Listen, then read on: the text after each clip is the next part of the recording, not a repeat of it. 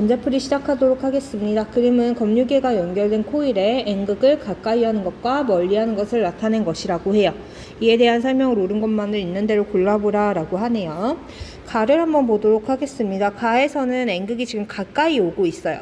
자석이라고 하는 애는 주변에 자기장을 만드는 애고, 그러면 지금 그림에서처럼 자석이 가까이 옴으로 인해서 코일을 통과하는 자기장이 변화하게 되고, 그러면 이 변화를 방해하기 위해서 코일은 전류를 흐르게 해서 자기장을 만들게 되는 거죠. 그럼 당연히 점점 가까워지면서 코일 내부의 자기장도 강해질 수밖에 없겠죠. 니은입니다. 나에서 검유계의 위쪽 방향으로 전류가 흐른다 라고 되어 있는데, 나는 지금 N극이 멀어지고 있는 상황입니다. N극이 가까워지는 것도 싫었지만 멀어지는 것도 싫기 때문에 이번에도 역시나 전류를 흘려보내서 이 변화를 방해하려고 할 거예요. 그러면 N극이 멀어지는 게 싫으면 코일은 위쪽에 S극을 만들어서 끌어당기려고 하겠죠. 그러면 위쪽이 S극, 아래쪽이 N극이 형성이 되게끔 전류를 흘려보내주게 될 거고, 그럼 전류는 이렇게 흐르게 될 겁니다. 전류가 이렇게 흐르려면 검유계에서는 전류가 아래쪽으로 흘러줘야겠죠. 그래서 얘는 아래로. 디귿입니다. 가와 나에서 검유계에 흐르는 전류의 방향이 반대이다 라고 했는데, 우리는 이걸 판별, 오른손 법칙을 이용해서 해도 되지만 우리 이미 알고 있어요. 같은 극이면 가까워질 때와 멀어질 때 전류의 방향이 서로 반대다 라는 걸 알고 있습니다. 손으로도 직접 해보세요. 2번이에요. 그림은 자석 사이에 코일을 넣고 터빈을 이용해서 화살표 방향으로 회전시키는 것을 나타낸 거라고 합니다. 이에 대한 설명으로 옳은 것만을 보기에서 있는 대로 골라보라 라고 되어 있네요. 자, 우리가 코일을 감아놓고 자석을 움직인다 라고 하는 건 뭐냐면요, 코일을 통과하는 자기장이 변화하게 만들어주는 거거든요. 근데 자석에서는 자석은 주변에 자기장을 만들게 되고, 이 자기장은 우리 눈에 보이지 않기 때문에 자기력선이라고 하는 화살표를 이용해서 자기장을 표현을 해줍니다. 이 자기장의 방향은, 자기력선의 화살표 방향이자 자기장의 방향은 N극에서 나와서 S극으로 들어가는 형태예요. N극에서 나와서 S극으로 들어가는 형태예요. 그러다 보니까 그림 가와 같이 자석 두 개를 마주보게 놓으면, 얘는 뒤에가 잘려있지만 N극과 S극을 모두 갖고 있는 자석이에요. 자석을 이렇게 N극과 S극이 서로 마주보게 놓으면 내부에 N극에서 S극 방향으로 자기장이 이렇게 형성이 되게 됩니다. 자, 이때 자기장 변화는 수직으로 코일을 통과하는 자기장의 변화를 의미하거든요. 그래서 이 코일에 감겨진 면적 자체를 수직으로 관통하는 자기력선, 자기장을 의미를 하기 때문에 우리가 지금 가의 상황에서는 얘를 수직으로, 감겨져 있는 사각 도선을 수직으로 통과하는 애는 없습니다. 그런데 가에서 나 방향으로 회전을 하면서 얘네들이 코일이 돌아감으로 인해서 코일을 수직으로 통과하는 자기장이 증가하게 되는 거예요. 그러면 도선 입장에서는 나를 수직으로 통과하는 애가 늘어나는 것 자체가 싫기 때문에 변화를 방해하는 방향으로 자기장을 만들기 위해 전류를 흘려보내게 되겠죠. 그래서 빨간색과 같은 방향으로 자기장을 만드는 전류를 만들게 될 겁니다. 그러면 엄지손가락이 빨간색 자기장, 유도되는 자기장의 방향을 향해주고 내 손가락으로 감아지면 전류의 방향은 이렇게 흐르게 돼요. 그러면 나에서는 전류의 방향이 기역에서 니은 방향이 되겠죠. 이걸 알고 있는 상황에서 기니디 한번 보도록 할게요. 기역이에요. 가에서 자기장은 N극에서 나와서 S극을 향하는 거니까 맞는 말이고요. 니은입니다. 우리 코일이 빨리 회전하면 그만큼 자기장 변화도 어떻게 되겠어요? 더 커지게 될 거고, 자기장 변화가 커진다는 건 유도 전류가 더 많이 흐르게 된다는 뜻이 되는 거죠. 전류의 양이 늘어나면 당연히 전구도 더 밝게 빛나게 되겠죠. 니은은 맞는 말.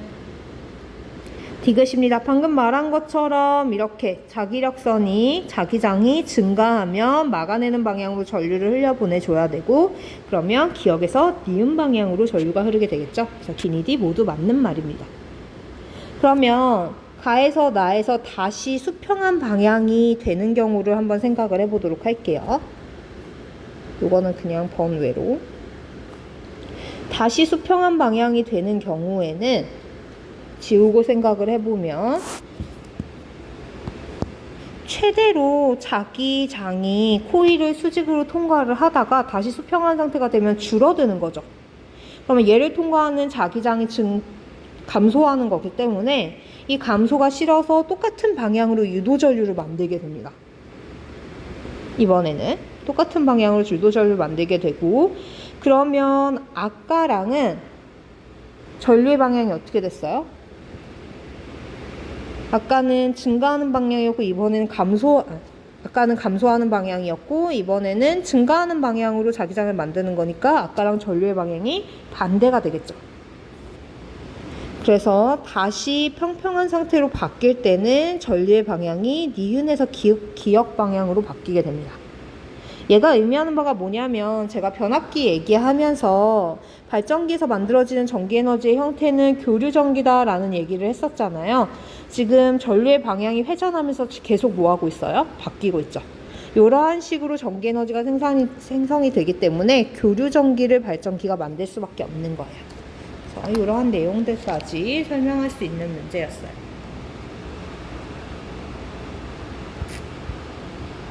한번 보도록 합시다.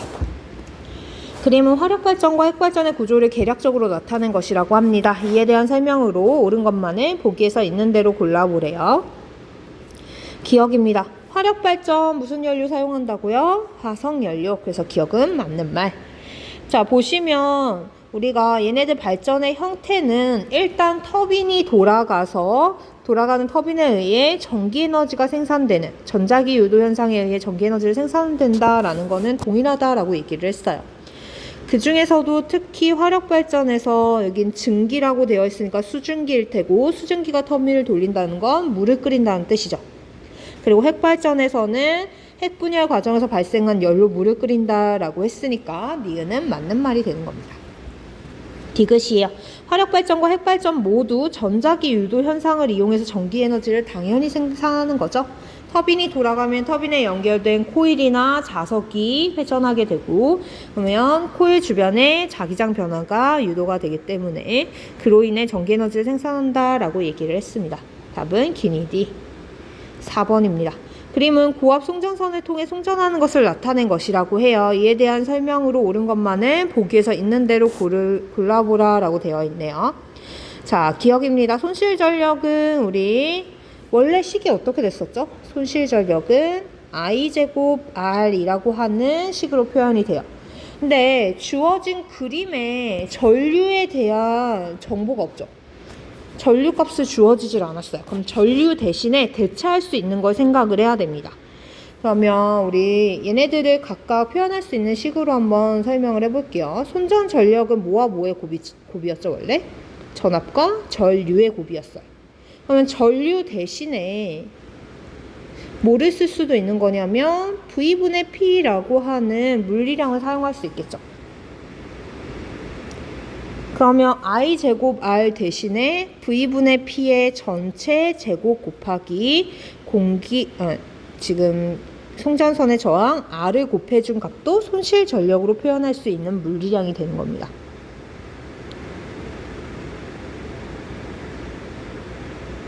자, 이렇게 말할 수 있었던 건 우리가 방금 위에서 표현한 것처럼 이렇게 식을 변환해서 전력을 전압으로 나눠준 값을 표현할 수 있기 때문이었죠. 자, 그래서 니은은 맞는 말이 되는 거고요. 기억도 맞는 말이었죠. 디귿이요. 송전 전압을 2V로 증가시켰대요. 그러면 전압이 증가하면 전류는 감소해야 됩니다. 그러면 전압이 2V로 증가하면 전류는 2분의 1이 될 거고, 전류가 2분의 1이 되면 전력은 제곱분의 1로 감소를 하게 되겠죠. 전압이 2배면 전류는 2분의 1배가 될 거고 전력은 손실 전력은 4분의 1배로 감소하게 되니까 디귿은 땡인 겁니다. 4분의 1배예요.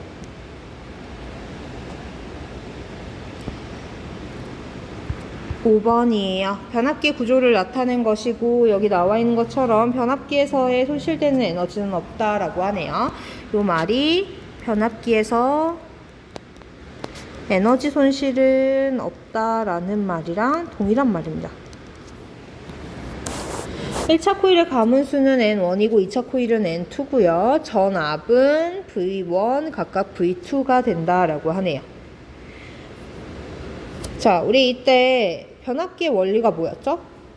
전자기 유도 현상을 이용하는 건데 전자기 유도 현상의 특성상 가문수가 증가하면 발생하는 유도 기전력, 유도 전압도 증가하게 되는 겁니다. 그래서 전압이 증가하는 건 가문수에 비례하니까 N1보다 N2가 크면 당연히 V1보다 V2도 커야겠죠? 그래서 기억은 땡. 둘은 비례관계니까 N과 V는 비례관계. 방금 말한 것처럼 전자기 유도 현상을 이용해서 전압을 변화시키는 거라 니은은 맞는 말이 되는 거고요. 에너지 손실 없으니까 당연히 1차 코일로 공급되는 전기 에너지와 2차 코일에서 소비되는 전기 에너지는 같아야겠죠? 그래서 니은 디귿은 맞는 말. 6번입니다. 지능형 전력망에 대해 철수, 영희, 민수가 대화하는 모습을 나타낸 것이라고 해요. 이게 옳은 학생만에 있는 대로 골라보라 라고 되어 있네요. 자, 지능형 전력망이라고 하는 건 양방향 통신을 통해서 서로 전력량에 대한 정보를 주고받고 하며 효율적으로 관리하는 시스템을 얘기한다라고 수업 시간에 얘기했어요. 철수 한번 얘기 들어볼게요. 기존 전력망에 당연히 신재생 에너지를 통합해서 쓸 수 있죠. 그래서 전산 처리를 해두었기 때문에 신재생 에너지에서 발생시키는 전기 에너지를 통합해서 얘네들 효율적으로 관리할 수 있다라고 얘기를 했었습니다. 네, 0입니다. 전력 공급자와 소비자 사이에 전선을 통해 양방향 통신이 가능한 것을 바로 지능형 전력망이라고 얘기를 해주는 거죠. 민수예요. 소비자의 수요에 맞춰 전력을 공급하여 대규모 정전 사태를 막을 수 있죠. 그래서 양방향 통신을 할 수 있기 때문에 필요한 만큼 공급하고 부족한 경우 외부에서 끌어올 수 있으니까 전력이 부족해서 일어나는 정전 사태를 막을 수 있다라는 장점이 있습니다. 그래서 답은 철수, 영희, 민수 모두 다 맞는 말이에요. 7번입니다. 그림은 코일과 검유계를 연결하고 코일에 자석을 넣거나 빼면 검유계에 전류가 흐르는 실험을 나타낸 것이라고 해요. 무슨 실험이에요? 전자기 유도 실험이죠. 바로 밑에다 답을 썼으면 됐겠네요. 요거는 전자기 유도 현상을 실험해보는 과정입니다. 자, 자석을 넣을 때와 뺄 때 유도 전류 어떤 차이가 있었죠? 자석을 같은 극으로 해서 넣을 때와 뺄 때는 유도 전류의 방향이 반대가 되는 거죠.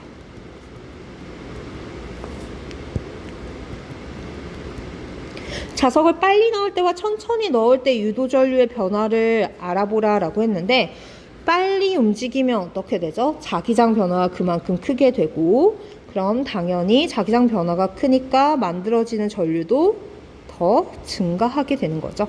지금 전류가 만들어지는 이유 자체가 뭐 때문이에요? 자기장 변화 때문인 거죠. 그래서 유도 전류는 어떻게 변하냐라고 하면 빨리 움직이면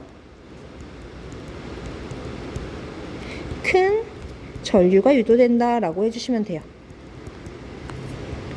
혹은 자석의 속력과 유도 전류의 크기는 비례한다 라고 표현을 해주셔도 되겠죠. 8번입니다. 그림은 자전거용 발전기를 자전거에 부착하고 바퀴를 돌리면서 발전기에 연결된 전구의 밝기를 관찰하는 실험을 나타낸 것이래요. 그래서 우리 앞에 있었던 시계 요런 발전기를 이용한 거죠. 이에 대한 설명으로 옳지 않은 것을 골라보라 라고 되어 있네요. 1번입니다. 바퀴를 빨리 회전하면 그만큼 자기장 변화도 커질 테니까 유도 전류가 많이 생기고 당연히 전류의 양이 많아지면 전구도 더 밝게 빛나야겠죠. 2번입니다. 바퀴가 회전하지 않으면 자기장 변화 나타나요? 안 나타나요? 안 나타나요. 그럼 당연히 전류도 흐르지 않고 전구에도 불이 들어오지 않아야겠죠. 자, 이러한 일이 일어나는 건 우리 내부에서 자석 혹은 코일이 회전하면서 어떻게 되는 거예요? 전자기 유도 현상이 일어나 전류가 흐르게 되기 때문에 발생하는 일이죠. 바퀴가 회전하는 동안 발전기에서는 역학적 에너지가 빛 에너지로 전환된다라고 했는데 일단 그 전에 중간 과정이 지금 생략이 됐죠.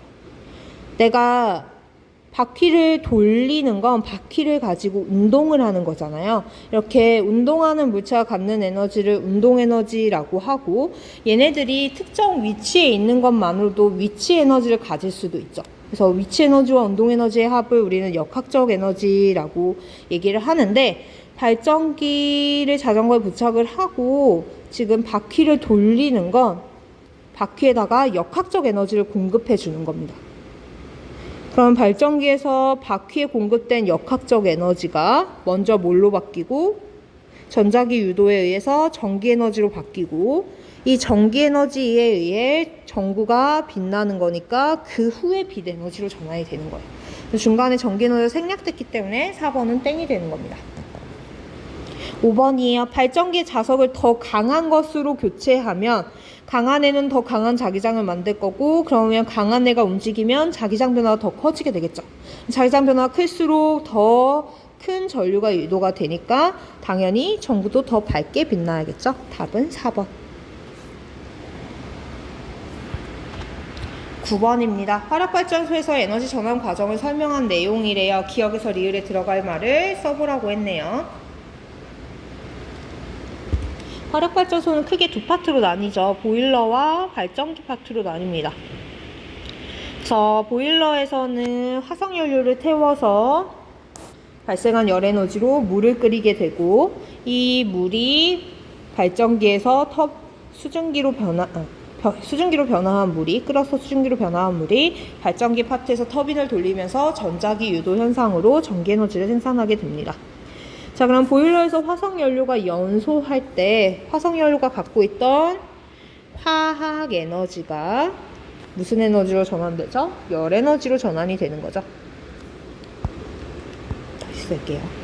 화학에너지가 열에너지로 전환이 되고 이 열에너지로 물을 끓이면 수증기가 발생해서 수증기의 운동에너지가 발전기를 돌리게 됩니다. 그럼 발전기에 있는 터빈은 운동에너지를 갖게 되고요. 물론 역학적 에너지라고 해도 괜찮습니다. 이 에너지가 최종적으로 전자기 유도 현상에 의해서 전기 에너지로 전환이 되는 거죠. 10번입니다. 화력발전의 여러가지 방식 가운데 증기터빈 방식, 가스터빈 방식, 복합 방식을 설명한 것을 옳은 것을 골라보래요. 발전 용량은 증기터빈 방식이 제일 큽니다.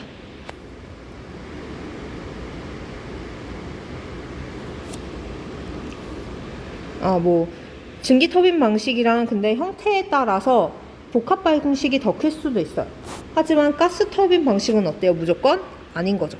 가스터빈 방식은 발전 용량이 작은 애입니다. 그래서 1번은 땡이고요. 복합 방식은 가스터빈 방식보다는 에너지 효율이 높아요. 그래서 가스터빈 방식이 발전 용량이 너무 작기 때문에 복합 방식을 활용을 한다라고 얘기를 했었죠. 그래서 2번도 땡이 되는 겁니다. 3번이요. 증기터빈 방식은 연료를 연소한 가스로 터빈을 돌리는 게 아니라 누구로 돌리는 거예요? 수증기로 돌리는 거죠. 요 설명은 가스터빈입니다. 그래서 누가 터빈을 돌리냐에 따라서 이름이 나뉜다라고 얘기를 했어요.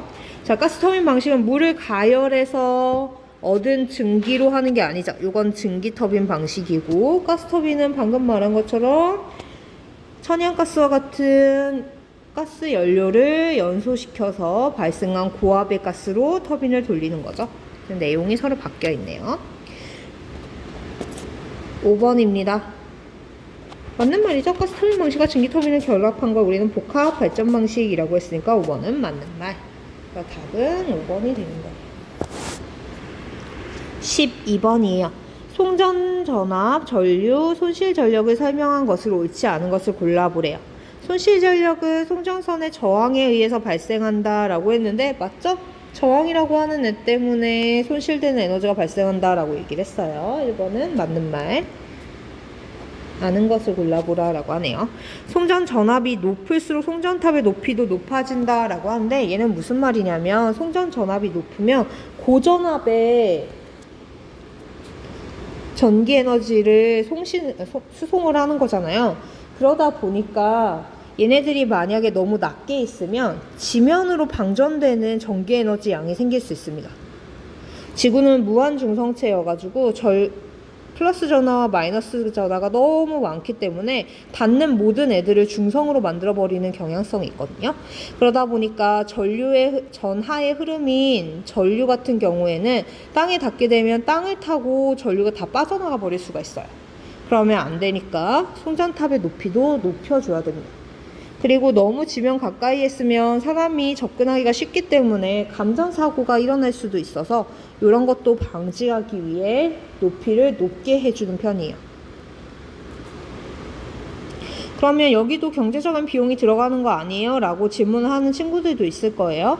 하지만 우리가 전압을 높여주는 건 이런 것들만 고려를 해주면 되지만 우리 만약에 저항을 줄이기 위해서 두꺼운 송전선을 사용하게 되면 송전선도 교체를 해야 되니까 훨씬 더 비용적인 측면에서는 전압을 높여서 손실 전력을 줄이는 게 효율적이겠죠. 그래서 2번은 맞는 말. 3번입니다. 송전선에 흐르는 전류가 크면 손실 전력은 어떻게 돼요? 작아지는 거죠. 미안해요. 송전선에 흐르는 전류가 크면 손실 전력도 커져야 되겠죠? 손실 전력은 빨간색으로 쓸게요. 손실 전력은 어떻게 표현되니까? I제곱 R로 표현되니까 I가 증가하면 손실 전력도 증가해야 됩니다. 그래서 3번도 맞는 말. 4번이요. 송전 전력이 같을 때 송전 전압을 높이면 손실 전력이 감소한다 라고 했는데 맞는 말이죠. 지금 무슨 말이냐면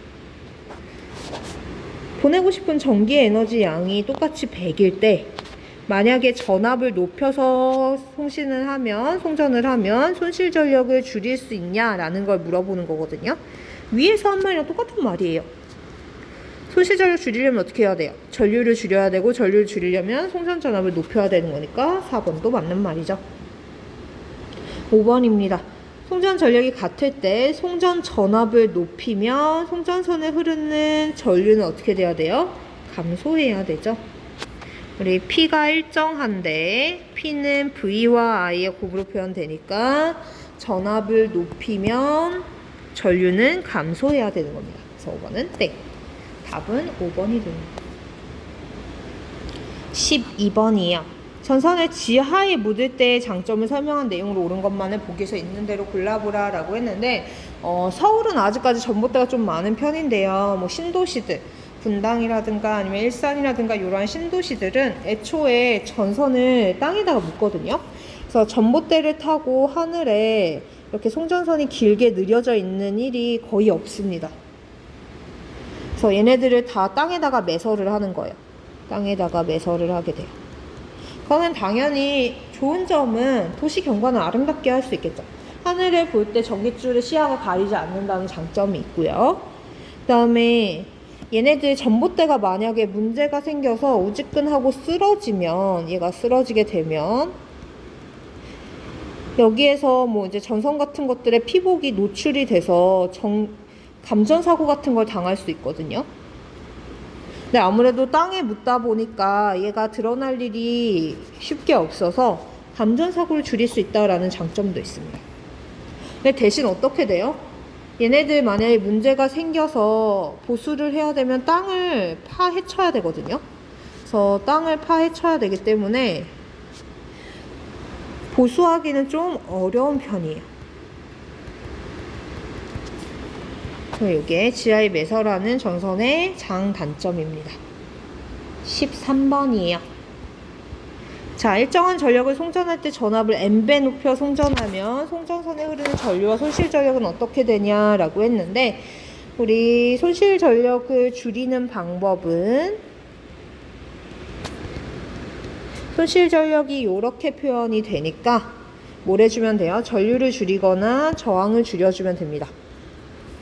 이 중에 전류를 줄이려면 전압을 높여줘야 되죠. 그래서 전압이 n배 높아지면 전류와 전압은 서로 반비례 관계니까 전압이 n배 높여지며 흐르는 전류의 양은 n분의 1로 감소하게 되겠죠. 그리고 손실 전력은 i제곱 r로 표현되는데 i가 n분의 1이 됐으니까 n제곱분의 1로 줄어들게 될 겁니다.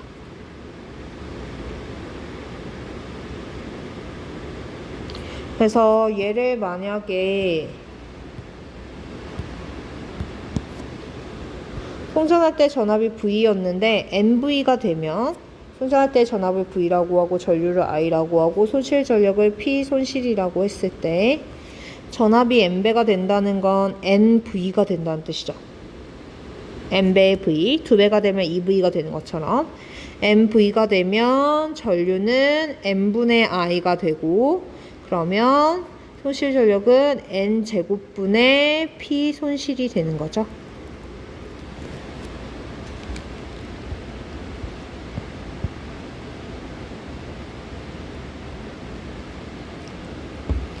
자, 마지막 문제입니다.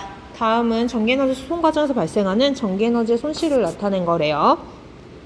발전소에서의 공급 전력을 P0라고 하고 송전 전압을 V0로 해서 송전선을 통해 전류를 흘려보내면 송전선에 흐르는 전류의 세기는, 지금 I에 대한 정보가 여기 그림에도 또 없어요. 그럼 뭘로 표현하라는 거냐면 전력과 전압을 이용해서 전류를 표현하라는 뜻이 되는 겁니다. 이때 뭐를 끌고 와야겠어요? 전력의 정의를 끌고 와야겠죠. 전력이라고 하는 건 전압과 전류의 곱이니까 전류를 전력과 전압으로 표현을 하려면 가에는 V0분의 P0가 들어가야겠네요. 송전선의 저항은 R로 일정하고, 이때 송전선에서 손실되는 전력을 물어봤는데 이 송전선에서 손실되는 전력, 손실 전력은 식이 어떻게 됐었죠? P 손실은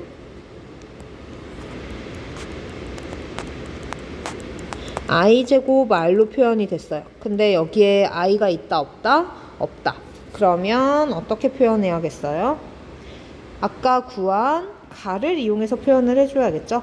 그래서 가를 이용해서 표현을 해주면 I 대신에 V0분의 P0의 전체 제곱 써주고 저항값 R까지 써주면 되겠죠.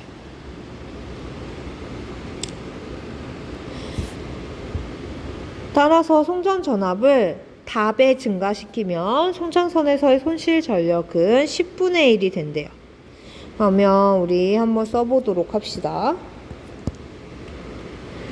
전압을 n배 증가시켜요. 그러면 전압을 n배 증가시키면 전류는 n분의 1이 되고, 그러면 손실 전력은 n제곱분의 1이 되는 거였죠. 손실 전력이 지금 몇 배라고 했냐면 10분의 1배가 됐대요. 그러면 n제곱분의 1이 10분의 1이 되는 거죠. 이게 n제곱분의 1인 겁니다. 그럼 전압은 n배 높여준 거니까 전압은 몇 배가 돼야겠어요? 루트 10배가 돼야겠죠? 그래서 가나 다를 제대로 써보면 가는 V0분의 P0, 나는 V0분의 P0의 전체 제곱 곱하기 R, 다는 지금 루트 10이 돼야 되는 겁니다. 이렇게 문제 풀어주시면 돼요.